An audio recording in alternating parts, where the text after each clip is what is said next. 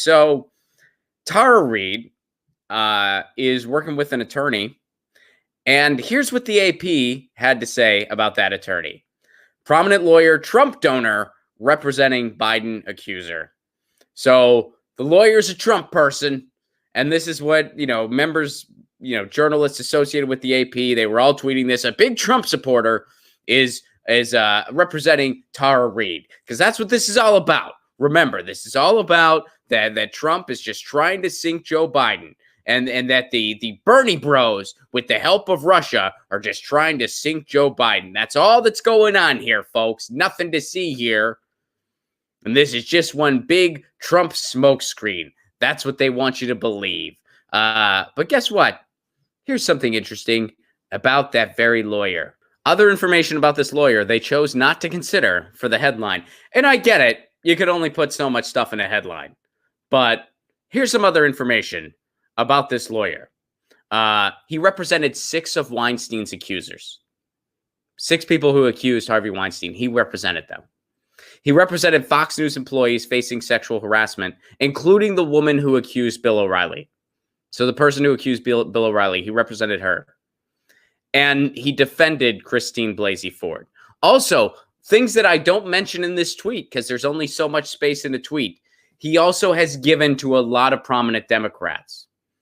Now, you might be asking, hey, Ron, where did you get all that information? Where did you learn all that about this lawyer? Well, you can learn it, online anywhere. You just Google the guy and it's all there. But the other place I learned it, the article itself. Check this out. Here's that AP article. This is their headline. Now, they go on to say in their own article, the attorney's name is Douglas Wigdor. Here, check this out. Wigdor is well known. This is from their own article.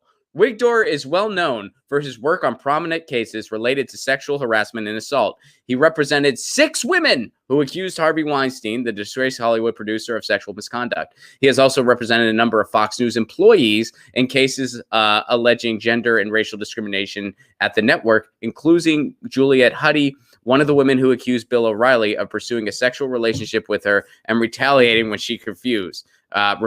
Lucy's knocking the microphone now.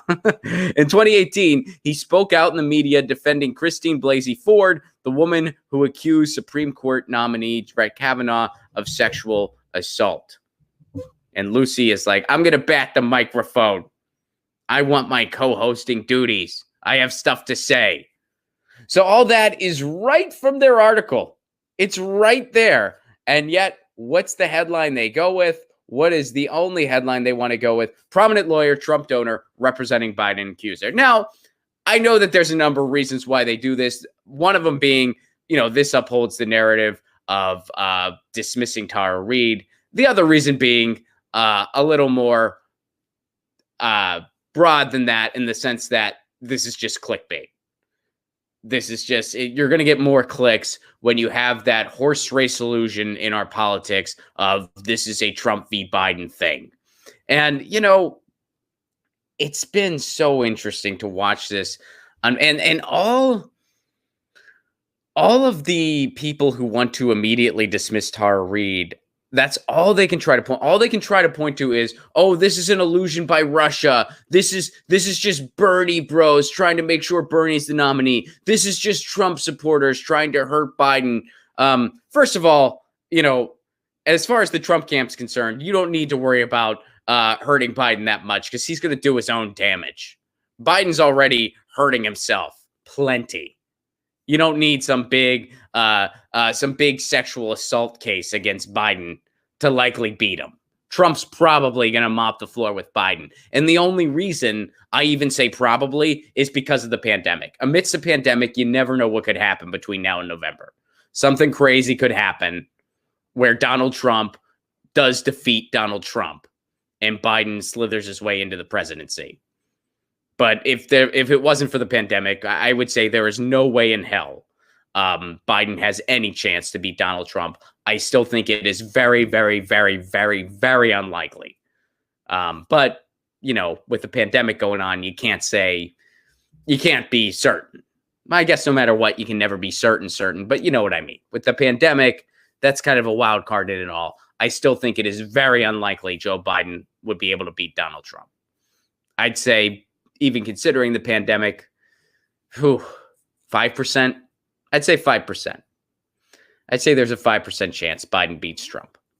But anyway, because they can't, when you really look at all the available information. I mean, I tweeted with somebody yesterday and they were like, come on, Ron, she has believability issues. And I said, okay, without citing some ridiculous, easily debunkable article by the Krasenstein brothers or something like that, tell me in your own words, what are her believability issues? Tell me what they are. Maybe there's something I'm missing. I admit my own bias. I admit that I don't like Joe Biden. I don't like Joe Biden. That probably plays a role in my bias or in the way that I feel. I believe Tara Reade. And I've looked at all the information available as objectively as I possibly can. And I acknowledge the fact that a bias about me, I don't like Joe Biden at all. So I'm sure that bias plays into my assessment. I'm a human being. But I've looked at everything available and I've made the judgment call that I believe her. And if someone said, Ron, why do you believe her? I could give you a list of reasons why I believe her. The Larry King clip matches when she said her mom would have called into Larry King. It matches. The way she recalls the events is the way people recall trauma. That's why all these people are like, well, why does her story alter some? And why does it change? First of all, point to something concrete where she's been inconsistent. I've yet to see it. If that's out there, I've not seen it. Second of all, yeah, when you recall trauma, you recall it in fragments. You recall it in bits and pieces where your story's not going to be exactly the same every single time. And, I mean, me personally, I've never been a victim of sexual assault. I have no idea what that's like. But as far as trauma is concerned, I did have a really bad car accident. And the reason I bring this up, I'm not trying to compare the two at all. But the reason I bring this up is because, I recall that situation because it was very scary. I thought for a split second I was going to die. And, it's a traumatic experience near, a car accident where your car gets completely totaled. And I've mentioned this before. Had I not been wearing my seatbelt, I'm pretty much 100% sure I'd be dead because I hit a medium at full speed. And it was, a divider between two lanes of traffic on a highway, on a major highway. It was on Route 65. So had I not been wearing my seatbelt, the impact likely would have caused me to fly through the windshield. And I would have flown through the windshield into oncoming traffic on a highway of cars going 60, 70 miles an hour. There's a 0% chance I would have survived that. So had I not been wearing my seatbelt, I'd be dead. So, people who don't wear seatbelts in cars, you are so cool, by the way. You're the coolest people ever. It's it's so cool. So my point is, when I recall that situation, which happened to me in 2013, which is a lot more recent than 1993, by the way, I recall different fragments of it at different times. So if someone told me, hey, tell that story again, I guarantee it would never be exactly the same twice. There would be different times where I would remember different little tidbits, but then there are certain things that I remember as if they were yesterday. And Tara Reade is the same when she talks about that experience. And when we had Professor Zinkas on this show, who is a trauma expert and a trauma scholar, he unpacked that where he said, yeah, the way she recalls this trauma is the way victims recall trauma like this, or the way anyone who has something traumatic happen in their life will recall the situation. You recall fragments here and there. You don't remember it all exactly the way because your mind shuts it off. And, but then there's certain other things where you remember that as if it was yesterday. And you might not be able to put it in its exact place every single time, but you remember. She remembers with Joe Biden when he said you're nothing to her. She remembers that so distinctly. In my car accident, I can remember the smell. And I don't know what it was, probably like antifreeze leaking or something, but that smell was like nothing I ever smelled before. Like, and it was such a putrid smell. And if I ever smell it again, which I hope I don't, but if I ever do, I would be able to say right away, that's that smell, man. So all of these, and Dianne Feinstein now, why hasn't she come forward all these years? Because that's what rape culture does. How often, we all know people in our lives. How often do you hear stories? You know, I can think of people I know personally. You know, a member of the family died. And you find out all these years later, oh, guess what? He was molesting some of the family members. And some people, I mean, I can think of, for instances, where some members of the family still don't know that that happened. They still don't know that that happened. The only people that know are the victims who have told each other. And then other people that they've shared that information with. How often do you hear stories like that? We all know people in our lives where that's the case. We all know victims that have never come forward because they're too scared to, or they're worried what society think, or whatever it is. That's very common. So why didn't she come forward all these years, Dianne Feinstein? Well, because look at what's happening to her now, by the way, first of all. Just look at the way she's been doxxed, the way she's been getting death threats. That answers your question right there, why she hasn't come forward sooner. But also because this was someone she looked up to. She didn't want the Democrats to lose. She was a lifelong Democrat. She wanted to see them do well. And we live in a victim-shaming culture. I mean, all of these whataboutisms can just be traced to because this is how trauma works and this is how victims are treated. And now you see the AP playing into it because look at the headline they picked. It's a Trump donor. All this other stuff on this guy's resume. And by the way, he's given to a bunch of Democrats too. There's a list of Democrats this gentleman has also given to. But they just want to highlight that he gave money to Trump. That's the only thing they want to highlight. Because that's what fits their agenda. And they're hoping most people don't read past the headline. In their own article, they say all this other stuff this guy's done. But they didn't bother saying, you know, they didn't bother saying Weinstein victim defender is helping out Tara Reade. They didn't go with that headline. They could have even gone with both.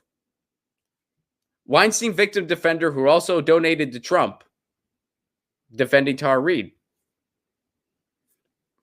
Why didn't they go with that? That would be just as clickbaity, by the way. That you're still getting the Trump part in there, but you're also getting Weinstein in there. Man, so that doesn't that make, but no, but that doesn't dismiss Tara Reade as easily, does it?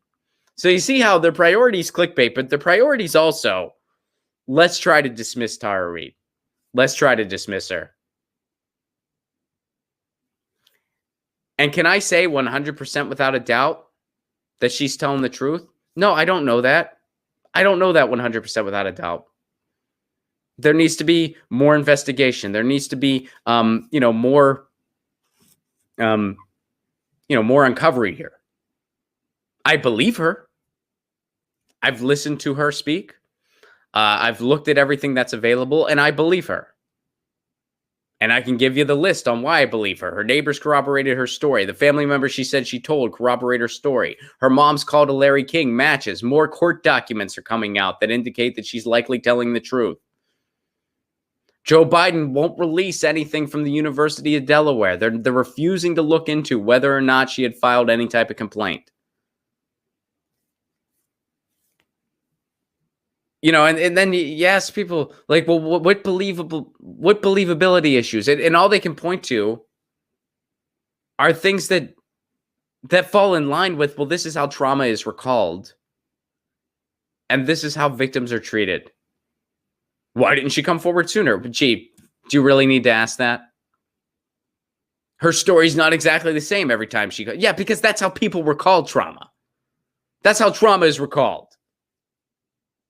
If somebody said, tell me the story of your car accident, like recreate that day, go play by play, it's never going to be exactly the same two times. I'm going to remember random things at different times. Does that mean it didn't happen to me? I promise you, it frickin' did. And I got the police report to prove it. I mean, it's unbelievable. Some people were saying, well, she canceled some appearances. So that must mean she's lying. Yeah, she was getting death threats. She was getting death threats and doxxed. So she worried for the safety of her family. So she canceled a couple appearances. Wow.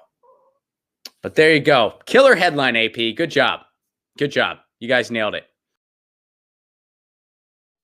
Get your news on with Ron. Don't you want to know what's going on? We're getting our news on today. Get your news on with Ron. Don't you want to know what's going on? We're getting our news on today. Yeah, yeah, yeah. You can tweet me an article at Ron Placone. We'll go through it together and make it our own. Get your